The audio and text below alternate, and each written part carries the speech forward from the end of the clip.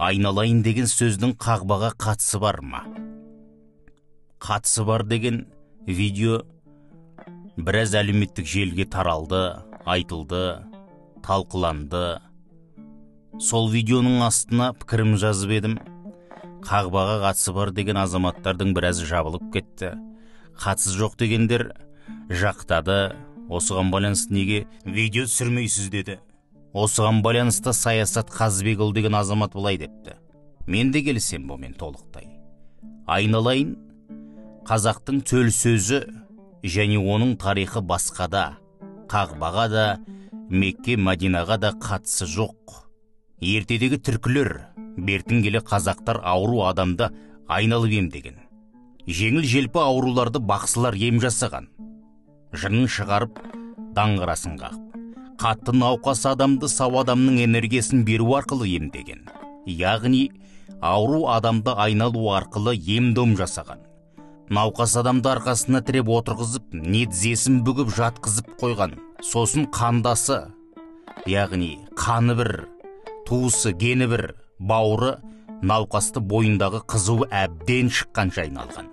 Қауіптісі сол қатты науқастанып жатқан адамның аурасы мен жағымсыз энергиясын айналып жүрген адам лезде қабылдап, өзінің таза биоқуатын науқасқа өткізген. Бұдан кейін науқас тез сауығып, айналған адам қайтыс болған кездер көп болған. Қазір ғылым адам бойындағы биоөрістің екінші адамға өтетінін, бір адамның екінші адамның энергиясымен қуаттана алатынын дәлелдеп отыр. Біздің қазақ соны ертеде қайдан білген? Жан-жануарлар да ауру, әлсіз, көтере мақұлықтарын ортаға алып, соларды айналып қуат беріп жүреді. Тундрадағы бұғылар, тіпті қорадағы қойлар табынымен, отар-отармен бір жерде шеңбер бойы айналып жүрген видеоларын көріп жүрген боларсыздар. Міне, бұл да сондай ғой. Көшпенділер ертеден табиғатпен үндес, жан-жануардың сырына қанық жүрді емес пе?